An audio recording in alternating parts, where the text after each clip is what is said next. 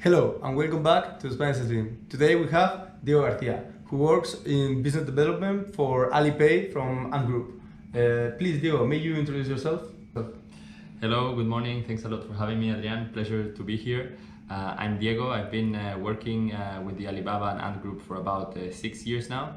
I left Spain after my law degree already more than 10 years ago, working in London for a while for Procter & Gamble, and then moving to China to study MBA, and then join Alibaba, which at that time was hiring a group of international people to help them further their globalization or international expansion. So it's been quite a crazy ride for the last few years, and excited to have moved to Singapore 1 year ago to support their enterprise solutions and cross-border payments. So yeah, really excited to get to know you and the questions you had today. Okay, thank you, Diego. About the payment solutions, we would like to talk about the last 2 decades here in Singapore, how the payments have evolved so far. I think Singapore is a super interesting place, and it also helps us to have a viewpoint of what can happen in Asia or Southeast Asia for the next 20 years to come, right? It's a good case study. So I think traditionally merchants didn't really have the willingness to pay for card terminals, right? So card terminals cost anything from 100 to 200 euros. So small merchants, they don't have the capability to do that investment. The banks also probably don't want to make this investment. So QR code payments is something that in China and in many Southeast Asian countries has really exploded as a way to very easily collect payments. Having cash is very cost inefficient and has some risk. So the ability of collecting payments through QR codes has become a fundamental way of doing business for small and medium enterprises in many countries, Singapore included, as we see today through Pay Now. I would say companies like Ant, like WeChat, like Paytm in India, like Dana in Indonesia, and so many in the region have done a great progress on this. But we also see national or government led initiatives like Pay Now, PromptPay in Thailand, or so many other that do that, like Bizum also has done in Spain. So we see, I guess, a combination of public and private initiatives striving to really improve the experience in payment for merchants and for consumers. Yeah. Okay. Yeah, because I want to talk about how the market is diversified. It's not only like Visa or MasterCard. We can also now pay with QR code, which is like we scan the QR code and we pay through the phone. How do you think is this market here in Singapore diversified? Is everything like online, or? I think it's a good question. I think Visa and MasterCard have done a great job since the 70s and 80s. They have been investing in having really 99% nearly or from 95 to 99% payment success rate. So normally it always works. And in countries like Singapore, like in Spain, contactless has been pretty much extended to every single merchant that has a terminal. So the competitor to a card is very difficult to justify, right? Because it works very well, fraud is low, payment success rate is high, and banks have enough cash here to give us fantastic rewards and miles and cashback and all these things to keep us. But the problem of cards is data. So cards cannot speak to you, they're plastic, right? But your DBS, Payla, your Alipay in China, or all of these QR code based payment apps, they can speak to you.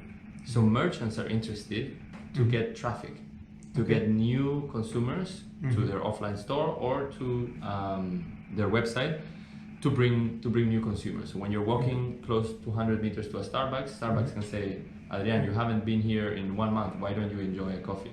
This can also help them to get people in low moments of traffic. Let's say nobody's in a Starbucks between 9:45 and 11:45 because that's when you can, let's say, push offers. So I think data and communication with the user is something that cards cannot do.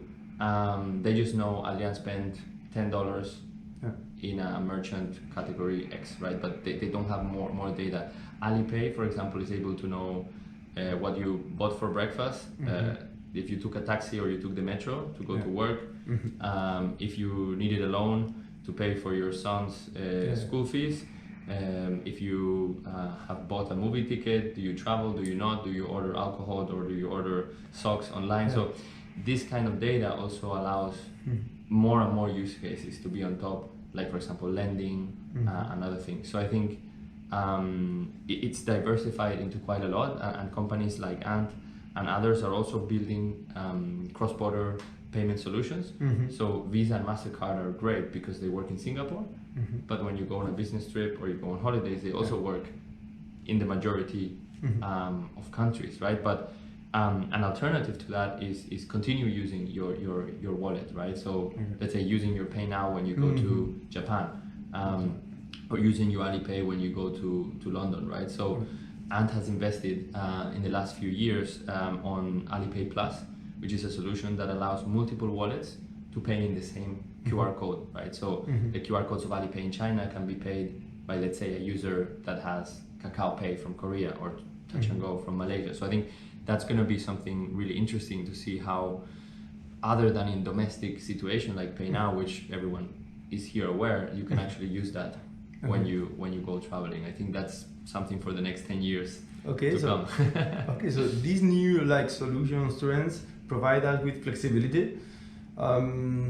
Which solutions or trends do you think will be more important in the future, or which solutions trends do you think are more relevant nowadays?